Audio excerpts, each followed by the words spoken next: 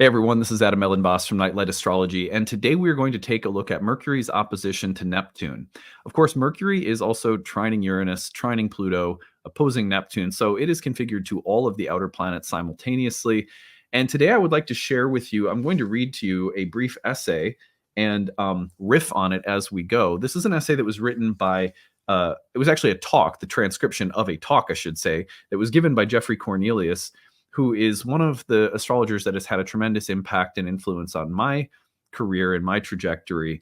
He recently passed away, and so I want to do this to kind of offer him a tribute and also give you a sense of what his ideas were and why he's so important to the history of astrology in the modern era, especially.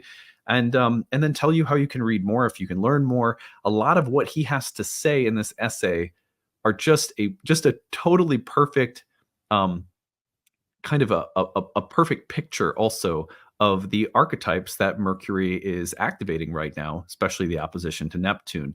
We're going to talk about what divination is, and I think that you'll enjoy this. So that's what we're doing for today. Before we get into it, don't forget to like and subscribe. We're really close to 70,000 subscribers, trying to get there as soon as we can. And of course, we are just past the fall equinox, so we still need a little bit to go, but we're very close. And I want to thank everybody who's subscribed over the past couple of months, helping us get there. It's been fantastic. You can find transcripts of any of these daily talks on my website, which is nightlightastrology.com. I want to direct you over to the Nightlight Astrology website and urge you to check out the first year course. The first year course begins November 16th, and the pre-registration sale, the early bird sale, is open now. So if you go to the bottom of this first year page, you will find that you can sign up and save significantly on the cost of the course, whether you're doing a 12-month installment plan for your tuition or a one-time payment. We also have need-based tuition. That is for people who really want to take the course but are working within a fixed or limited income or budget. We understand that people have very different situations. If you really want to study astrology with us in this upcoming first year program, check that out. We do have spots available. You apply for that and you name your price within a sliding scale, and we set up a plan for you. So please do take advantage of that. After I sign off today, you will get an informational video. It's about 10 minutes long, and it is all about the first year course, what it includes, how it works, when it meets. It is all recorded, by the way. So even if you can't attend the live webinars, you can take it at your own pace. And it is a really deep, immersive learning adventure into the heart of Hellenistic astrology. Ancient astrology for the modern mystic is the name of the program. So I think you'll be excited to learn more about that. Check it out after I sign off with today's regular content for a little bit more information. Okay, on that note, let us now turn our attention to the real-time clock, where we are going to just point out what Mercury is doing in the timeline that Mercury provides us with. And then I am going to read you this brief essay, which is a transcription of a talk that Jeffrey Cornelius gave on the subject of divination. And I'll also tell you why I think we ought to be paying attention to this right now, because it's a very appropriate topic for Mercury's opposition to Neptune, which, among other things, can represent things like divination, speaking with spirits, talking to oracles, gathering meaning from signs. So anyway, here is the real-time clock. And what we're looking at here in the middle of the week is Tuesday. We can see here that Mercury is coming into a trine with Uranus, is then going to go through an opposition to Neptune, and then a trine to Pluto. So we see those three aspects play out between today, Tuesday, September 24th, tomorrow, September 25th, and then by Thursday, September 26th, those aspects have passed over. So we really are talking about a kind of a window between Tuesday and Wednesday into Thursday. So the middle chunk of this week is a very busy time for Mercury. Now, we could go on about all of the different manifestations of Mercury through all three of those placements, but I want to focus on the opposition to Neptune. One of the things that Mercury-Neptune oppositions bring up are things like the rational mind versus the intuitive experience, psychic reality versus intellectual reality. Not that they have to be opposed, but they often are. People with rational, skeptical, inquiring minds want to know how something like astrology it works and why we shouldn't think of it as BS. You know what I mean? Like, so when you put Mercury against Neptune, you often have experiences that cannot be explained rationally, or you have experiences of deception or illusion or intoxication that we have to remain vigilant and discerning and skeptical of so that we stay grounded. So you get that dichotomy coming up pretty strongly with Mercury in an earth sign like Virgo opposite Neptune in a water sign like Pisces. Emotionality and our need to capture or contain emotions with rigorous, grounded, practical, logical ideas and thoughts and constructs. On the other hand, the need for the rational mind to be overwhelmed by things that are non-ordinary and emotional.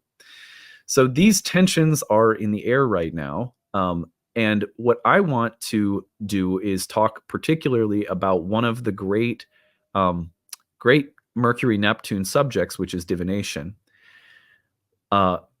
Astrology grows out of astral omen traditions in the ancient world, which means that it comes from traditions and practices from all around the ancient world, Mesopotamia, Egypt, Babylon, India, Greece, and so forth, and frankly all around the world outside of this particular region too, and indigenous traditions and cultures all over the place, South Central America, Sub-Saharan Africa, Australia, looking at phenomenon in the sky and believing that just like animals can act as signs, dream images can act as signs or omens or portents, that so can celestial phenomenon.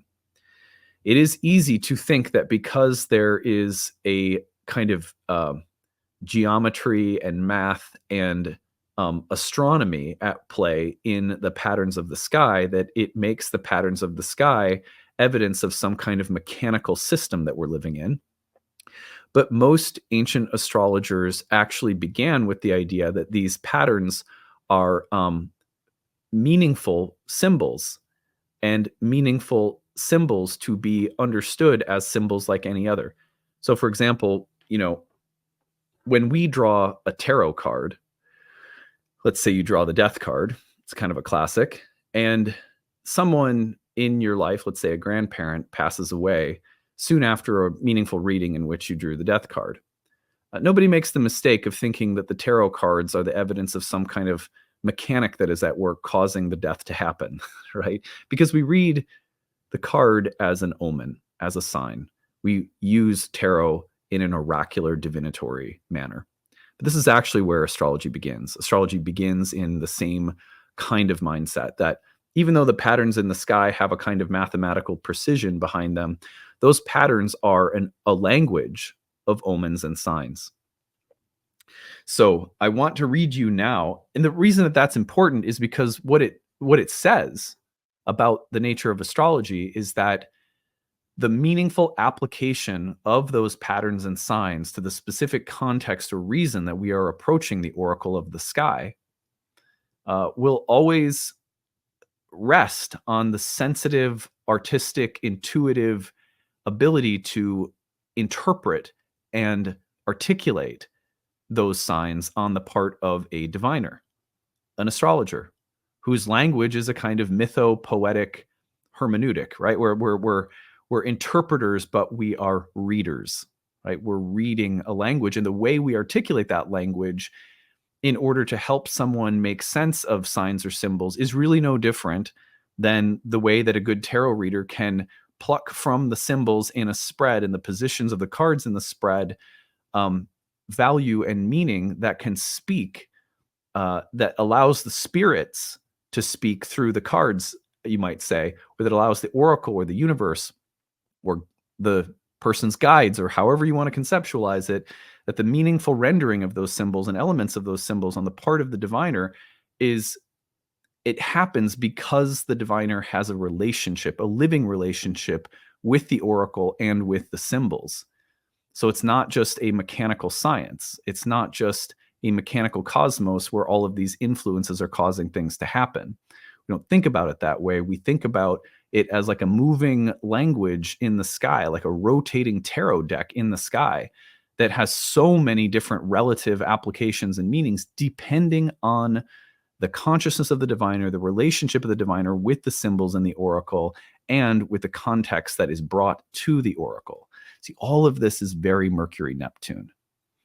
All of this suggests the synthesis of a system of symbols that is meaningful and logical, that's rational, comprehensible, philosophical, but is also ultimately subjective, relational, artistic, and intuitive in application, that is context-based.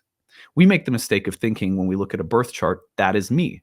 The birth chart is something representing something objectively true about me. What we don't realize is that a birth chart will actually speak differently, and the symbols will speak in radically different ways depending on why we're approaching it, how we're approaching it, for what reasons, what topics, at what time in our life, with what problems, with what reflections we bring, and with who we bring into the reading with us. If it's just ourselves, if we have a reader with us, that means that the birth chart is more like a mantic device that we have. It's like a kind of compass.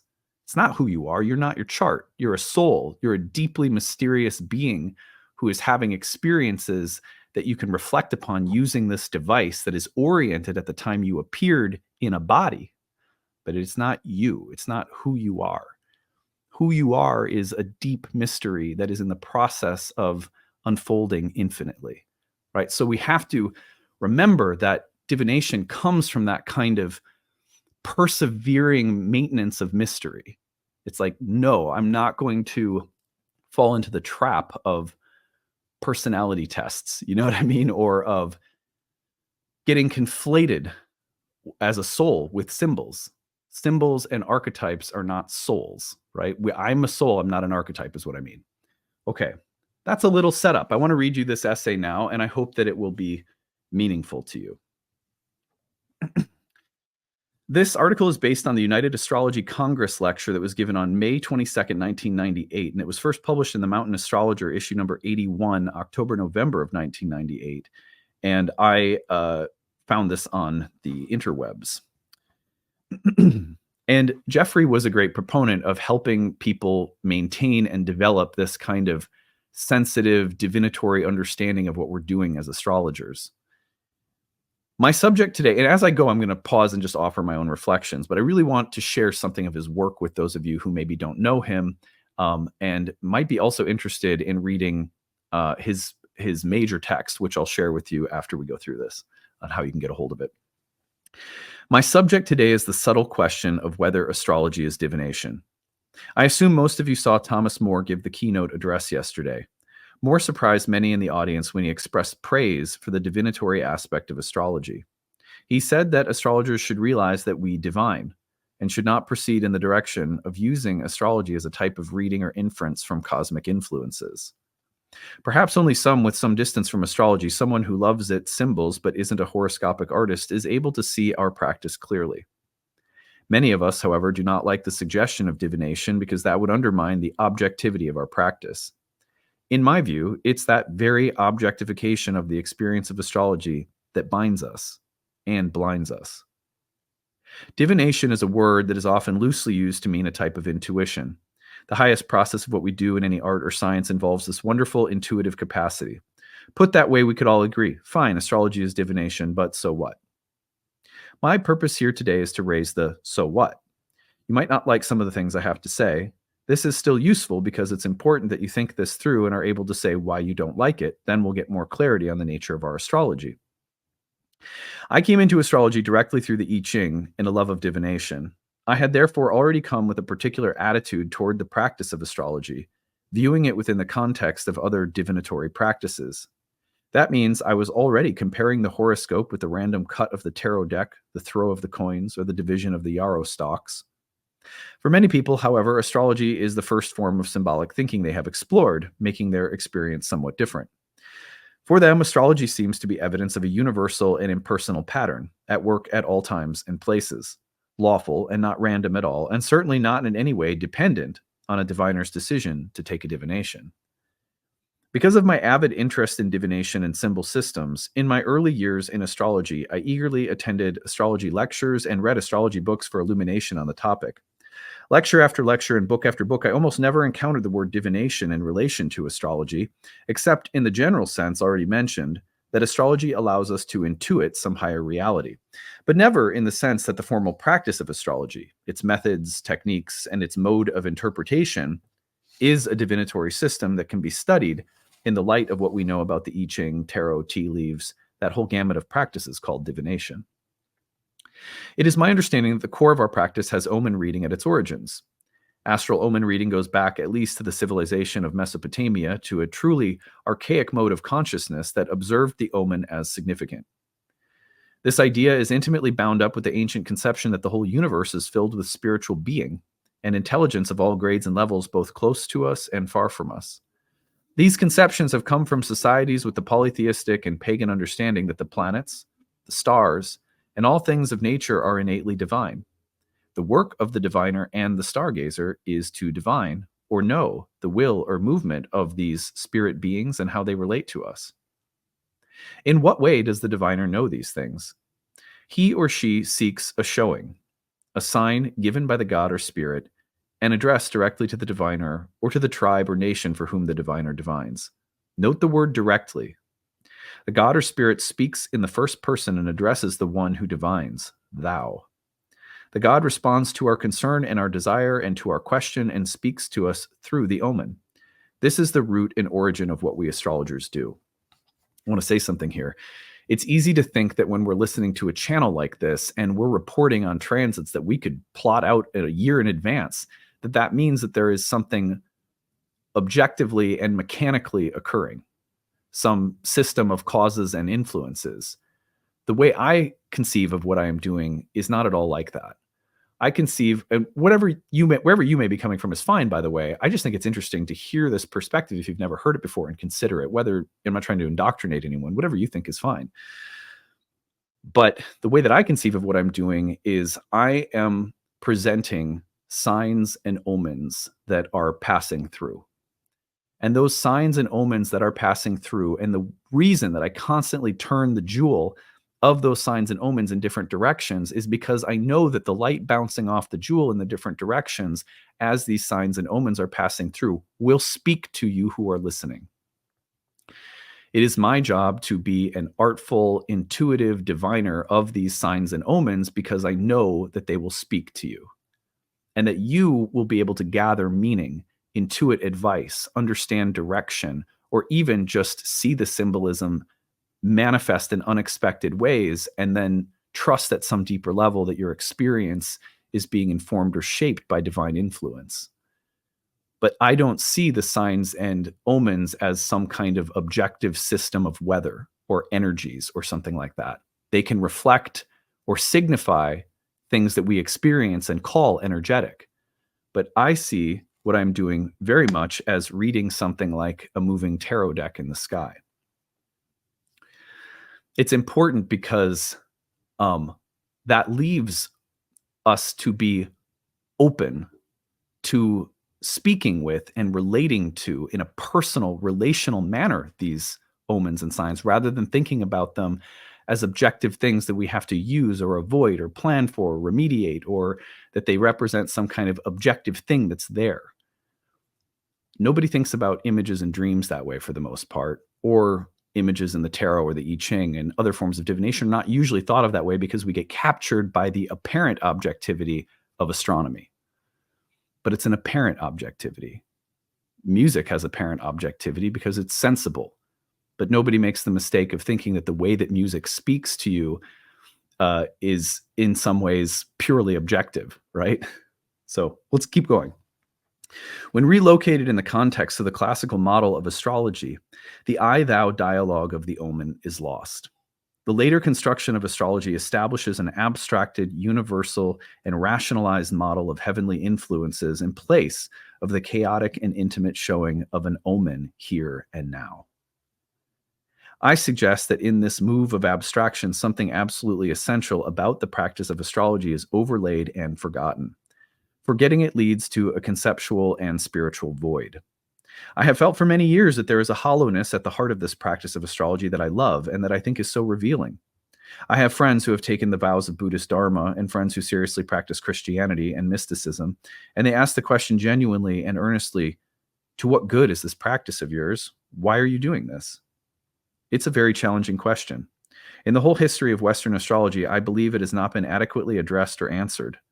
The question of the spiritual nature of astrology, of believing that we may relate ourselves to something called divine, is brushed aside in our classical tradition. Early on in the attack of the church fathers against all forms of paganism, astrologers soon learned that they should not directly say that their art gave them knowledge of supernatural things. An astrologer in Islamic or Christian culture was under immediate pain of heresy and perhaps death. The fact that what we do may be supernatural and involve gods or spirits is simply not an allowable thought in the classical tradition of astrology. It can't be an allowable thought in the face of overwhelming power of both monotheism and the rational philosophy of the Greeks.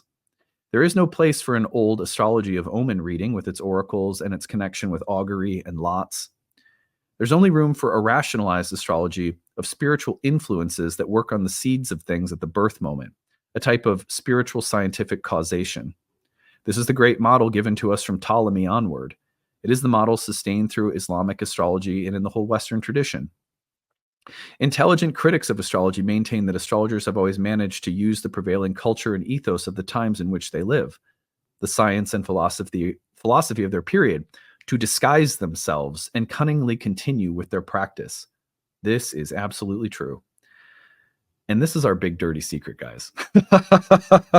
I'll say more about that in a second. We disguised ourselves as Aristotelian science for the better part of 2 millennia. Then we tacked ourselves onto modern science in the revival of 2 centuries ago, when astrology disguised itself as magnetism and electricity, and later as radio waves. Depth psychology is just the latest disguise. Perhaps we can do nothing else. For how can this form of symbolism survive without being in the corrupt position of lying about itself in some way in order to get by?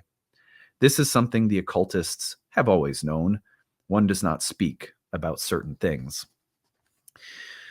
So I want to mention that this is something that I strive in all of my classes and the way that I teach astrology to, in a sense, advocate for. I don't have a ton of soapboxes, and I tend to get softer and my edges get worn down over time, and I have developed more of a live and let live attitude as I've grown more mature, I think. But one thing that I feel quite strongly about is that what we are doing is a form of living relational dialogue with signs and omens. And that in order to legitimate ourselves as doing something else, because it sounds weird to say that I believe that there is a living system of signs and omens moving about the sky, and I read and intuit and artfully interpret that language for the sake of description and prediction for people based on what they want to talk about in a reading. That makes me a kind of hermeneutic, like a hermetic psychic. And it's like, to describe ourselves that way seems like it almost sounds like what we're saying is that there's nothing objective about what's going on here. And I think that it is actually far more nuanced and difficult to describe than that. No, we're not just intuitively reading signs and symbols willy-nilly. When we study astrology, we are learning astrologia, astrologos. There is a philosophy that is behind our craft and our language. And that, accompanied by artful and intuitive rendering of the signs and symbols as they appear in the relational context of a reading, it is our work to in that space to articulate something. And when you're doing it because your hairs stand up on end. But that's divination. And anyone who's really done astrology knows, because you end up feeling like your use of rules and tools that you've learned, your use of craft, is always partial and not complete. It is always at play, but it is just as important that you be deviating from rules through the use of your intuition in very specific contexts, that you read a symbol one way here and another way there, depending on context. And you always feel on some level like you're breaking rules. But this is at the heart of divination. This is why ultimately what we're doing, it is not best to think of as mechanical, as a strict science, that if you just read the tools and rules rationally and objectively, you will present some kind of objective astrology or objective answers and so forth. That's not really how astrology works. So anyway, he says, we usually try to forget about the critics and just get on with our astrology. This is understandable, yet our opponents are truly educational for us. One of the greatest attacks on astrology happened about 500 years ago in late 15th century Italy, when Marcio Ficino, a superb astrologer himself, and his pupil Pico del Mirandola, dubbed by his friends as the most learned man of his age, laughed at the astrologers of Florence, the, quote, petty ogres who believed that through their oracles they had the power from the heaven to define man's fate. Pico's disputations against divinatory astrology, 1493-4, became the model for other decisive attacks well into the 17th century. It marks a turning point in the historical decline of astrology. These Renaissance magicians have been called humanists because they loathed any form of determinism, including above all the determinism of the stars, which could demean the dignity and freedom of the human soul. They practiced magic in the true sense of the word, the magic of imagery, invocation, Kabbalah, Christianity itself. At that point in our history, the imaginative consciousness called magic and the craft of horoscope judgments parted company. At the same time, Pico easily deconstructed the false rationale derived from Aristotle and Ptolemy underpinning astrology's theory. So what appears at first to be a rupture between astrology and magical religious Renaissance humanism turns out at one and the same time to be the rupture between astrology and science, and foreshadows the near terminal decline of our art that was to come in the scientific enlightenment of the 17th and 18th centuries. After Pico, craft horoscopy never had a serious intellectual case. It is important for us to understand that this attack from magicians and symbolists was a protest against the crass, materialistic doctrines of astrologers of their day. And where does that materialism comes from? In my opinion, it comes from the false pseudo-causal, pseudo-rational structure that astrologers have long adopted to disguise their art. We're tarot readers, bitches. I'm just playing. So where do we now stand on the question of astrology as science? It seems to me that in recent times, and certainly in the US, our pursuit of scientific credibility for astrology has gone on the back burner. It was big a few years back, mainly because of Gauquelin's work, but we seem to have been backing off from it now. It is not my intention to speak against scientific research, but I don't see that it has much to offer astrology. Our practice is not rooted in observations that are pertinent to the science of our age. That's why most astrologers are completely unmoved by the results of all the research finding and statistics. I once had the good fortune, temerity, or stupidity to speak with Paul Kurtz, one of the key individuals responsible for the tremendous attack on astrology that was published in 1975 in the American journal The Humanist. Managed to trap him by a coffee machine during a skeptics conference in London. The poor man was trying to get coffee out of the dispenser, and I said, "I'm an astrologer. Nice to meet you. Now look, I know it worries someone like you when an astrologer makes scientific claims. But if an astrologer were to say to you that what we do is a poetic interpretation of the patterns of the heavens, what would you say?" He said that would be fine, just fine, and went back to his coffee. So Paul Kurtz and the Nobel Prize winners who proclaimed against astrology wouldn't care a damn if we said we were doing poetic astronomy. They have a problem when astrologers lay claim to the whole edifice and understanding of scientific thought and its power, using it as the basis for how astrology works. I don't blame Paul Kurtz for seeing red. Perhaps we astrologers have our wires crossed more than they have. If we continue to present our subject to them so poorly, we can expect these attacks in return. It's our karma, not theirs. Oh. When there is an attack on astrology, it is particularly important that we realize what we ourselves are saying about our subject rather than complaining about the stupidity of those people who attack us. Yes! I so agree with that. It's like what we need to do is really bring back meaningful conversations about the fact that humans have paid attention. Humans believe in the reality of destiny. And humans have paid attention to signs and omens and had relationships with oracles, whether it's dreams or animals in nature or tarot cards or tea leaves or the I Ching or astrology, or even flipping open a random page of the Bible. People have long believed that signs and omens serve as a kind of conduit for conversation with spirit or with being or with gods or goddesses or higher intelligence, whatever you want to call it. People have always, like majority of people actually believe that there is this special category of knowing that is relational, that honors consciousness, that honors living beings as a part of a living universe, not an objective machine. And that kind of knowing, that relational form of knowing through signs, patterns, omens, symbols, 1111 on your freaking clock, that there is something to that it constitutes a way of knowing. And that way of knowing we could call divinatory, symbolic.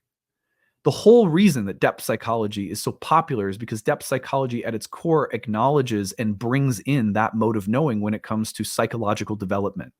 This is why depth psychology is riddled with gods and goddesses and myths and metaphors and films and fiction, and poetry.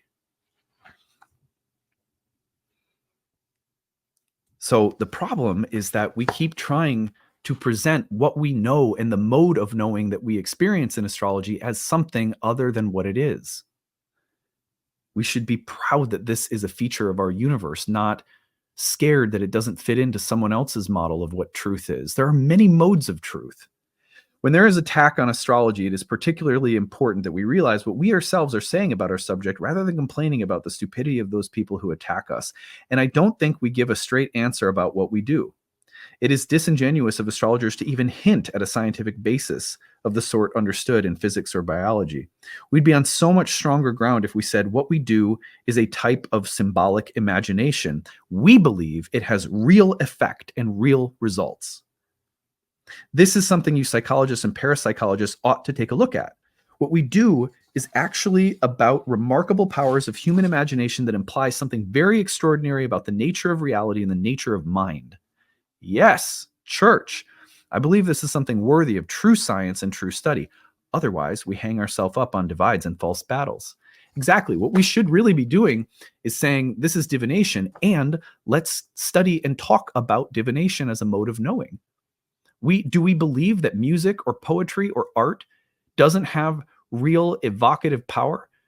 It has so much power. It has the power to predict, to describe.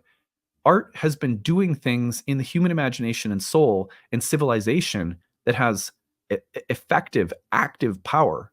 It's not abstract in just living in some separate fantasy world.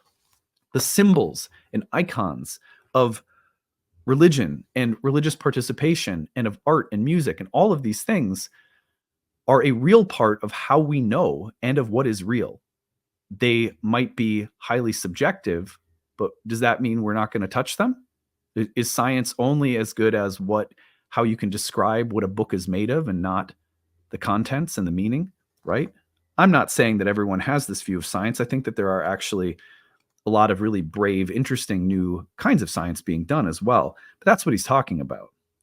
There can be no doubt that strangely and mysteriously, there is some type of response in the universe captured in the old doctrine of correspondences that is worthy of a spiritual scientific endeavor or a science of the future.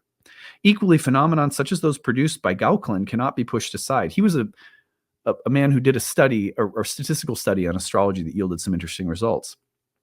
They definitely belong in the strange realm that is challenging at the corners of science. There's no reason for us astrologers to turn away from them, but neither is there any reason to claim them as the basis of our practice. There's the rub. Given the paradoxes of our current understanding, I suggest we need to take on a double conception, a division of significance in astrology into two orders, which I have termed respectively natural and divinatory astrology. By divinatory astrology, I mean much the same as the old term judicial astrology, meaning the art of particular judgments, especially from the horoscope. Yes, astrology does have a physical and objective presence, an occult mystery of the natural order of things. It has some objective phenomena that are amenable even to our present-day science. All of this belongs to an astrology of nature.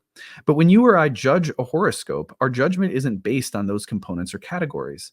It's quite possible for something to have a genuine physical reference and connection to a mysteriously organized universe in the way that astrologers over millennia have discovered, and At the same time, for each, our acts of horoscope interpretation to be very purely subjective and imaginative creation. It is possible for both to exist together. And when he says an imaginative creation, he doesn't mean a fiction. He's talking about that imaginative act of pulling things from symbols and planets and houses and signs that can predict as well as describe the unfolding of events. But we are able to intuit how to use them, when to use them, how to articulate them, because there is an imaginative act going on within the context of a reading. It's like a lightning rod that's being tapped. Let's consider another divinatory form as an example. If you know the I Ching, the Book of Changes, you know it works.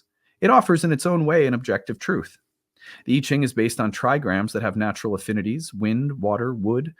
When you make a divination with the I Ching by manipulating the trigrams with their references to the natural world, it doesn't depend on any objective truth that you already know about the nature of wind or water or wood.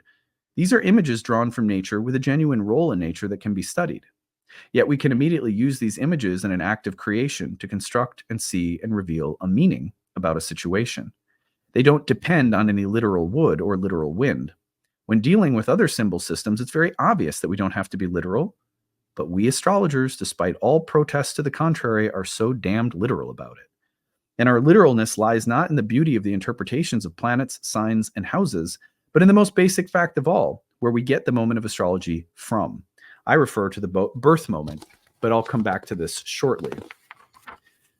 I'd like to follow Jung a little further on the implications of seeing our practical astrology as divination. I'll do this by taking up the idea of astrology as metaphoric mirror. I'm sure many modern astrologers would agree that the whole system of stars and planets is an elaborate metaphor or allegory by which to describe another situation in reality. We bring this mirrors of symbols to a situation, read in the mirror, and then infer back to the actual reality.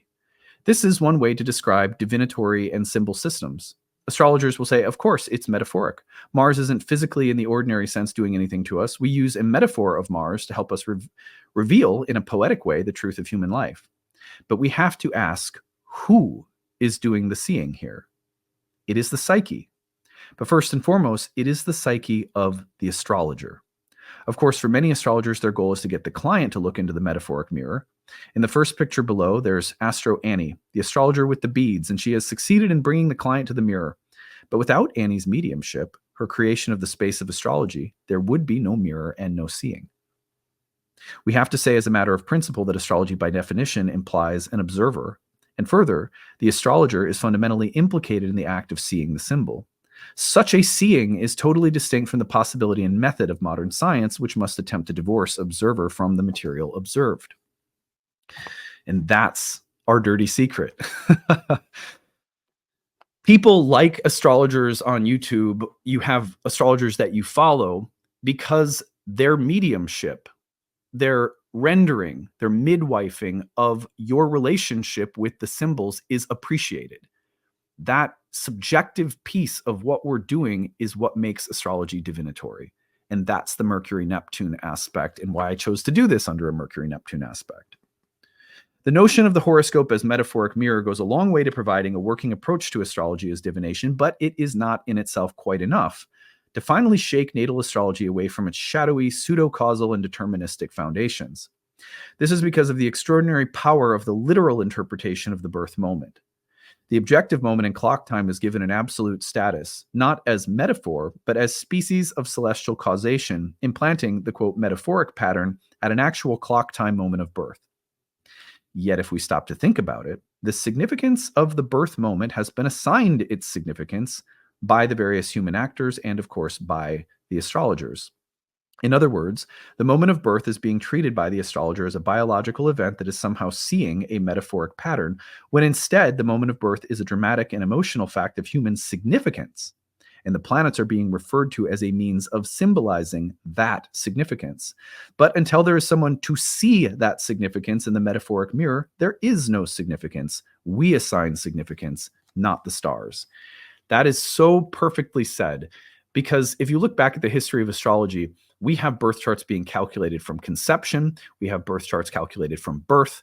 We have birth charts where there is a birth chart erected at the time that a person comes to see an astrologer because they don't have their birth data. And none of that is problematic for astrologers because they understand the erecting moment of a chart to be of ritualistic significance given by human beings in their consciousness, and that the gods somehow honor that assignment that we bring and then allow, through this beautiful language, the conference of meaning upon that time.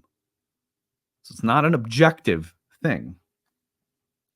But what we don't understand is that just because something isn't purely objective doesn't mean that it is just patently false or irrelevant. We have trouble with that. The view I have been enunciating here may seem highly mysterious, but it does begin to blossom in practice. I mean, nobody has a problem if you just pick up an instrument and start playing, and it means something to you, that they have to locate the exact objective reason why it meant something to you. No one feels the urge to defend that when it comes to the random way in which music might affect you. We have an agreed upon ritualized moment of significance that begins the song of a birth chart, right? That allows for us to use this chart as an oracle throughout the whole course of your life. The biggest way you can tell that someone hasn't understood this as oraculars, they think that they are their chart. You are not your chart. The view I have been enunciating here may seem highly mysterious, but does begin to blossom in practice. A perception I've had in teaching is that once students do much astrology other than natal, their attitude toward it begins to shift and break open. When people get into horary, for instance, which is why I recommend all of my students take the one-year horary program that we offer at some point, and see horary really working, they realize it does have an objectivity to it. However, all our existing rational categories are completely challenged by the practice of horary. That's because horary is not mediated by any causal or temporal origin, the birth moment. A genuine horary will show directly a description given by the heavens of a situation in human life. There is here and now for you, for the person, and for whatever situation you are looking at, as if the heavens suddenly mirrored in detail just this moment.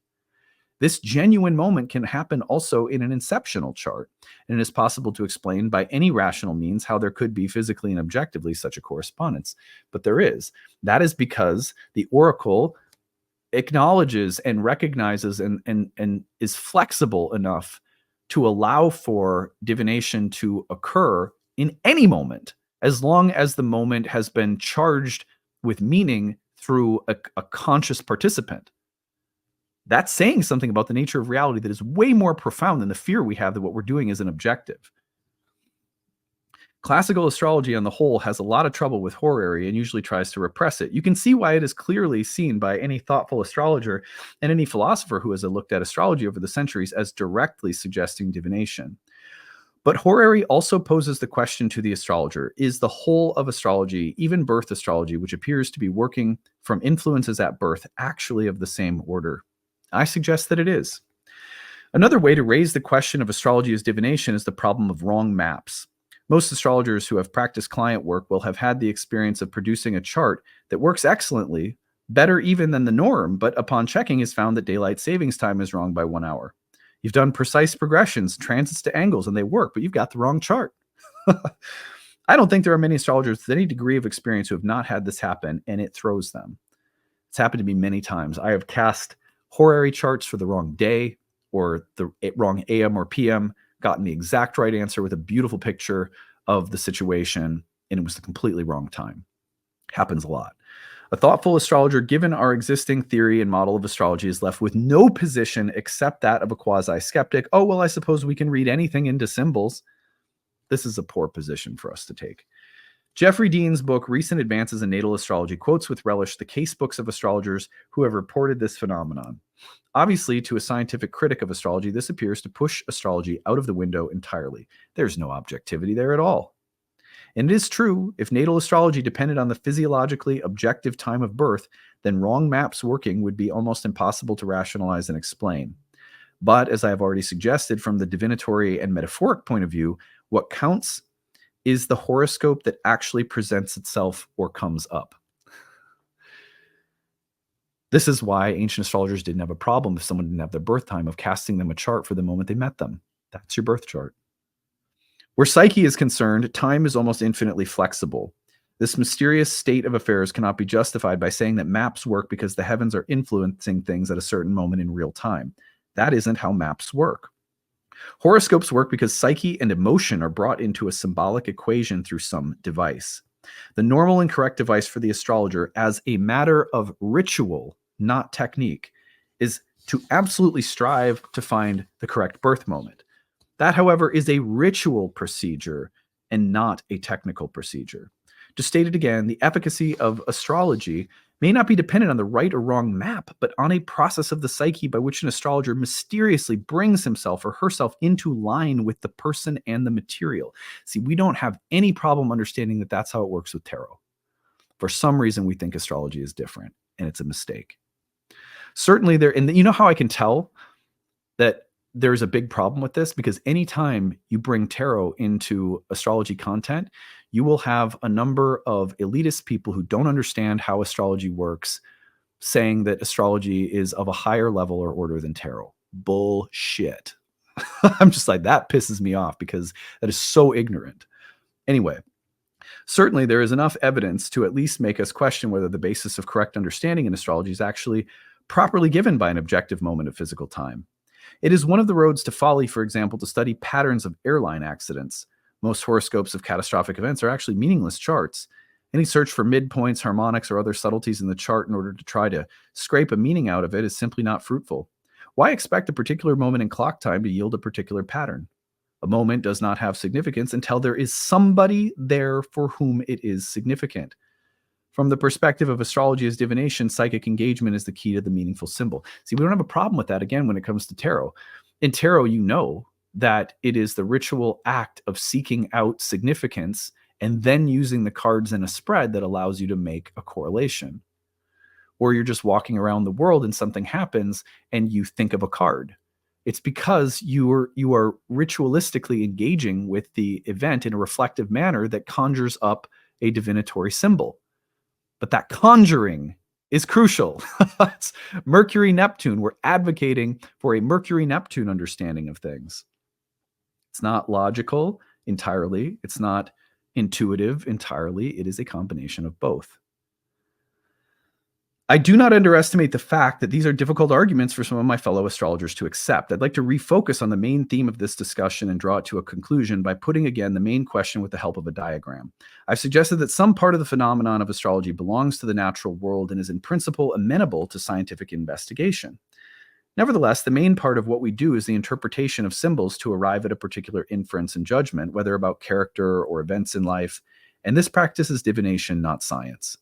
If we believe that astrology is about science, either in the modern materialist sense or in the more subtle spiritual scientific sense of the medieval model given by Aristotle, then we will either find our terminology and discussion below the dividing line on the diagram. Either type of science, medieval or modern, will actually take us to an energy model of astrology, perhaps involving planetary rays or some type of causation, however spiritual, or pseudo-causation disguised and misunderstood as synchronicity. This diagram, and we don't have the diagram, but illustrates the divide between sign or symbol and cause. It is my belief that from the time of Greek astrology, our classical tradition has never successfully distinguished these two possibilities and has perpetually confused them. St. Augustine, perhaps the most formidable and perceptive of all our opponents, saw our dilemma clearly. He knew pagan practices and studied astrology in his youth.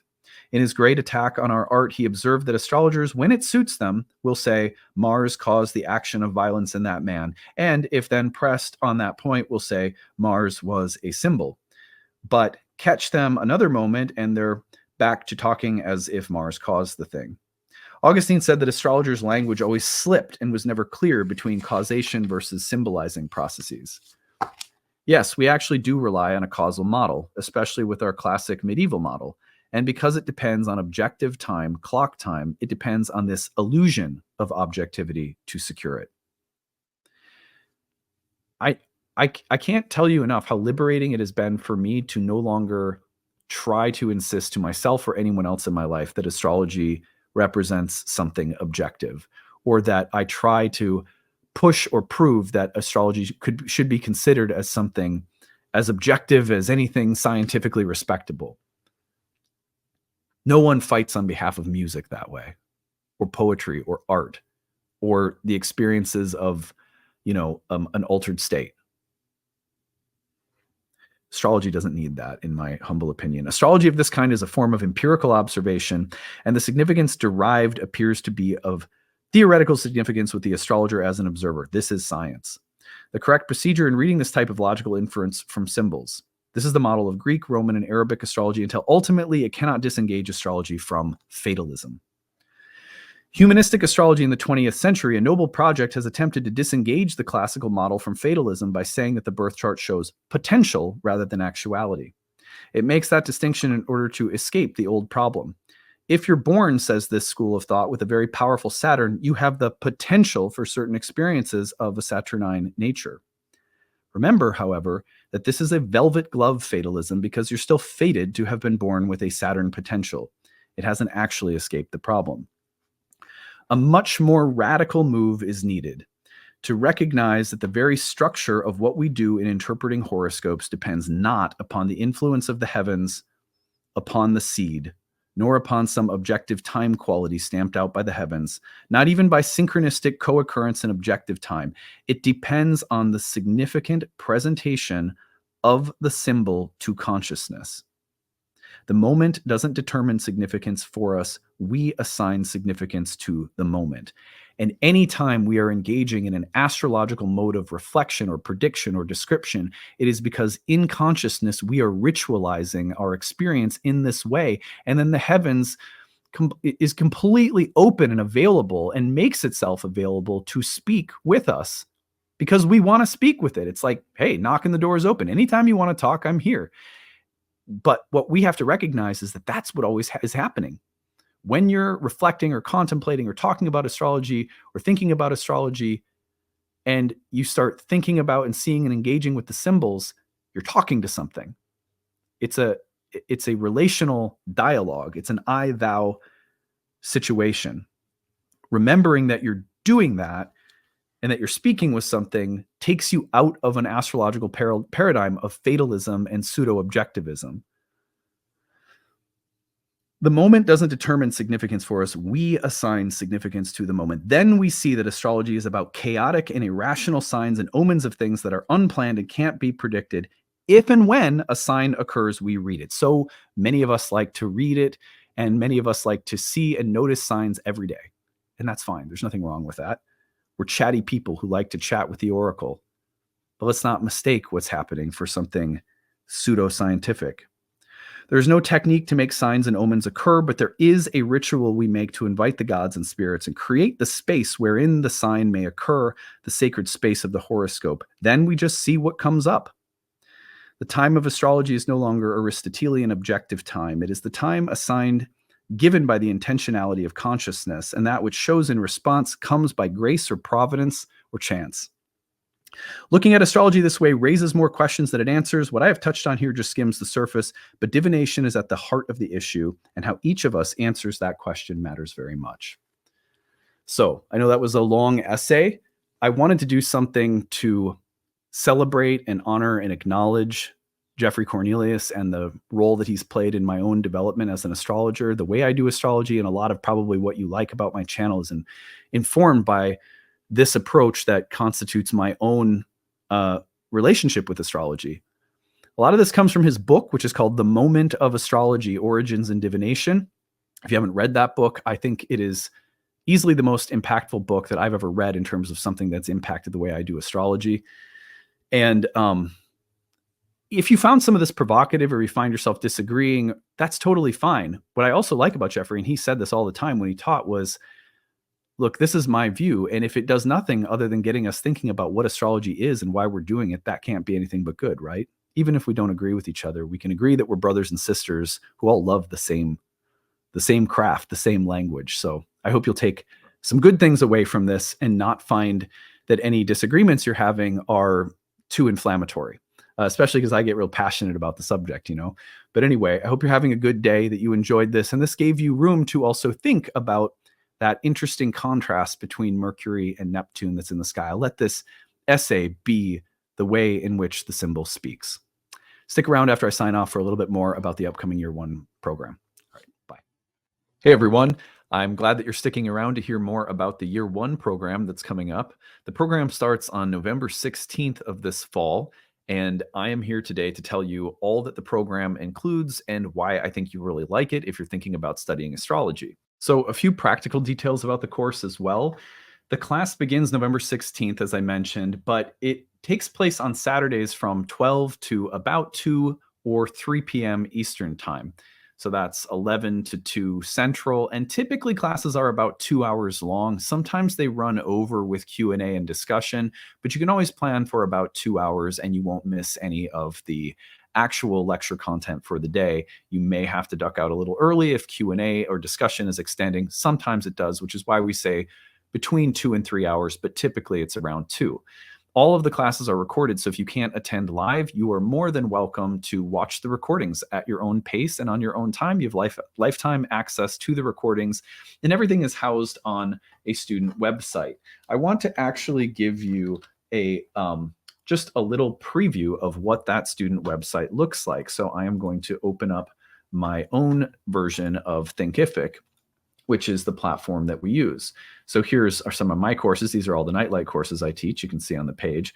But I'm going to tune into, let's go to Nightlight 28, which is the section that began in June of 2024. So here you're going to see that we have orientation instructions, course information, class links, and calendar. Everything that you need to know how to access the course is there, and you'll have a version of this in your own panel that you get set up with when you enroll.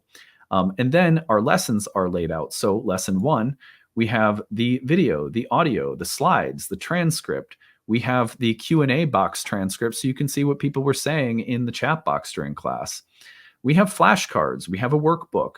We have planet and sign glyph flashcards. We have bonus material, videos that we like from YouTube that we link you to. Say, check this video out, check that video out. They go along with some of the things we talked about in class. So every lesson has material for you to go as far as you want with, but the main thing is the video, audio, slides, transcript, etc. are all listed there so that you can download and watch it on your own time if you can't attend live. Again, the live classes do happen on Saturdays for this cohort, starting November 16th. That is our first day of class. And then going forward, it always meets on Saturdays, and we give you the class schedule to map out. And the breaks that we have, the study sessions that we have, everything's mapped out on the class calendar for you. So those are just a few practical details that, just to kind of start us off with. So I'm going to take you over to the website, which is nightlightastrology.com. And I'm going to share with you some information about the program and sort of walk you through what it includes and what you can expect. So it is an almost year-long program. We typically finish between 10 and 11 months out of the year. It can depend a little bit on some of my teaching and scheduling because sometimes I teach at conferences and it may delay some of our modules by a week or something like that. But it's typically around 10 to 11 months that the program lasts. So we call it our first year program. At Nightlight, we have a program for absolute beginners. You may want to check that out if you are like brand spanking new. That would be 8 to 10 hours of content that's really meant to set you up for the first year course. We sort of assume that if you're coming into the first year program, you already know a little bit about astrology. For example, you have some familiarity with the signs, planets, and houses. Maybe you know what aspects are, but you want to learn more about what they are. But if you are really at the very total entry level space, then try Astrology for Beginners.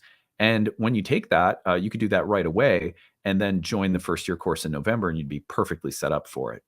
But anyhow, in this program, over the course of about a year, we work through 30 lessons that I lead. And those lessons are all 2 to 3 hours each, including lecture, a little break, and a Q&A portion where we open up for people to come on mic and camera and ask questions and have an interactive discussion about the material for the day. The program is broken into modules that cover a variety of topics in ancient Hellenistic astrology. That is the earliest era of horoscopic astrology. And so if you don't know a lot about the different schools of astrology, Hellenistic astrology is going to be the kind of astrology that you see a lot of astrologers practicing nowadays. It's become more popular in the last 30 years or so. And that is due to the fact that a lot of ancient texts with some of the original techniques of horoscopic astrologers were recently translated into the English language, and it's created this renaissance in terms of the use of ancient approaches to astrology. I have a background in modern psychological, archetypal, and evolutionary astrology. And so, of course, I bring those things to the table. But the course is primarily focused on the excavation of ancient techniques and the spiritual philosophy that ancient astrologers also espoused. The closest thing that I can tell you to what that looks like is, ask this question: do you resonate with the philosophy that you hear me take on my YouTube channel?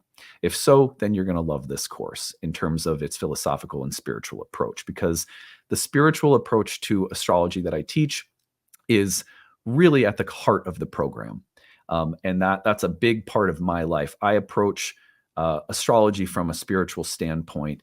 It doesn't belong to one religion or one particular school of thought, but you will hear me talking about things like the soul, the belief in the transmigration of the soul. You'll hear me talk about the need to be soul-centered in our client approach to counseling in astrology. You'll hear me have an appreciation for psychological dimensions of astrology, but also ancient astrology is really very, very good at developing your predictive capacity. We talk about what kinds of predictions are appropriate, how to make appropriate predictions, how to be the right kind of astrologer for our clients without inducing any fear. So there's a lot of care that goes into the development of this craft. But ancient astrology is really amazing when it comes to honing your predictive abilities. And then what you'll find is in this program, there's also a pretty significant emphasis on the psychological dimensions and client care. Anyhow, we go into the roots of ancient Hellenistic astrology and its techniques in this program, and the 30 classes are broken into modules.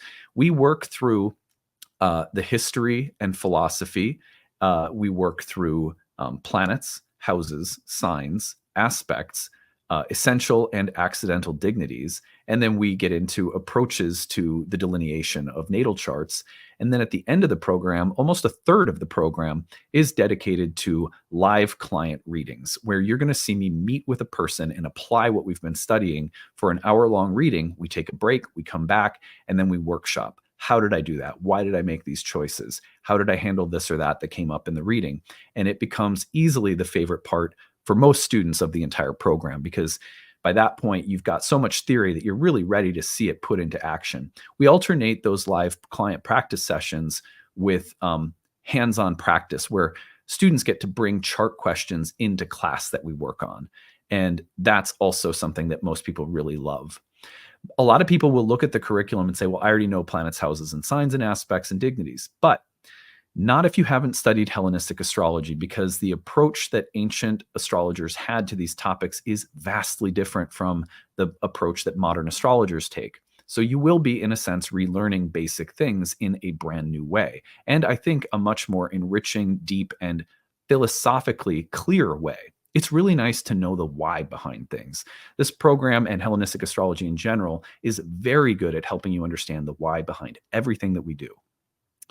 Also, it's really important to participate when you study astrology in a living lineage. So one of the reasons I don't let people jump ahead to my second or third year programs is because I want you to be entrained to a lineage, a particular way of doing things that comes from an astrologer who has a very living, busy, active practice and who has had teachers themselves. I think that's important for astrological learning. That's the model that my own learning take, and so that's what I really want students to take away from my programs. Anyhow, so all of that aside, the second year program focuses, after we build our understanding of the basic delineation techniques of birth charts, in year 2, we move into timing techniques, which is all about when the karma of a birth chart is going to be active and expressing itself throughout the course of a lifetime. That's year 2. Year 3 focuses on the development of counseling skills at a much deeper level. And then we also have a 1-year horary program, which is about the development of a very specific predictive technique that can be a really amazing tool to add to your kit. That is 4 years worth of training programs that we have. However, I want to mention that many people take our classes just for the sake, purely for the sake of their own personal growth. Taking these programs is very much like being taught how to utilize a technology that for yourself will be deeply useful for the rest of your life, and maybe for close friends or family members around you. Many people come through our programs taking that benefit away and will study through all 4 years of our programs with no intention of being professional. This is their hobby. This is a spiritual tool that will have it will pay dividends over a long period of time. However, many people without the intention to practice come into our courses and discover that they're actually good at it and may end up reading for other people part-time. And then there are students who are deeply, intensely motivated to practice for other people. And it is not that our programs really make those people successful. Our programs contribute to your development, but it really is that some people have a calling to practice professionally. And these programs are designed to give you all the tools you need to develop that confidence and to develop a really coherent set of tools and to entrain yourself to a lineage, which you can also develop your own unique style out of. So those are some of the kinds of people that take our programs, you might say. So the 30 classes on the year are then broken into modules. And in between modules, we have 2 course directors who are present in all of the classes, and they lead breakout tutoring sessions where you can come in and review or ask questions about the module that we've just completed, which is usually anywhere between 2 and 3 classes each. So those breakout study sessions led by our tutors are outside of the 30 classes and very useful. A lot of people like to attend those because they also offer opportunity for community and just lively conversation. We also have 12 online webinar classes led by guest teachers that we host throughout the year. Those are free, and if you can't make them live, they're all uploaded into your student folder. You also have an interactive group forum discussion staffed with tutors who typically respond to questions that you have about the material within 24 hours. So if you can't attend a tutoring session or you just have a random question on a Tuesday night, you can pop it in there and you'll get an answer. We also have a ton of bonus material, optional quizzes, flashcards, tons of supplemental material that is there to help people go as deeply as they want. We have a reading list that is expansive. And that reading list, we don't expect anyone to accomplish. It's more so a resource that we give you saying, here, if you want to know all the things I've read, if you want to know all the things that I love, if you want to know all the things I recommend, here's a master list of everything for each lesson. You could go, PhD level if you wanted to and read thousands and thousands of pages, or you might find that there's just one extra book that looks really interesting and you want to pick it up.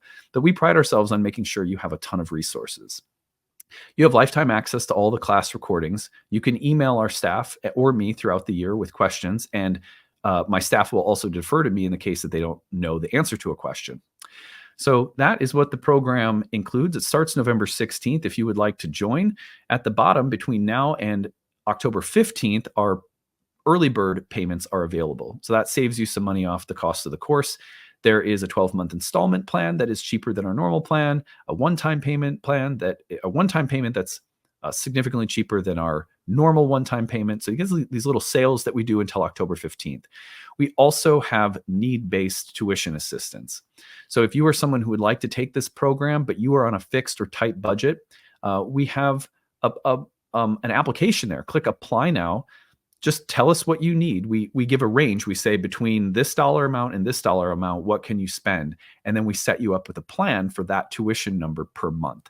And that is available for anyone. We ask people to apply early because those spots are limited, but we are really accommodating. We try to make sure that nobody's priced out of a spiritual education. Like, this topic should be very accessible for people because I believe that the divine is speaking through the sky, and like anyone should have access to understanding what it's saying, right? So anyway, that is a bit about the program. I hope that this has been useful for you. If there are any questions you have, you can look over the curriculum content on the page, on the year 1 page. There's more information there. Check out the FAQ section for more questions. Email us info@nightlightastrology.com. And I hope to see some of you in class soon. I think this is going to be a really powerful program because it's also starting right as Pluto is moving into Aquarius. And within the year, we're going to have a Uranus-Pluto trine with Uranus in Gemini. These airy signatures and the connection between Uranus and Pluto make for a very powerful year to advance our understanding of astrology. So it's a great election year for studying. And I hope to see some of you in class soon.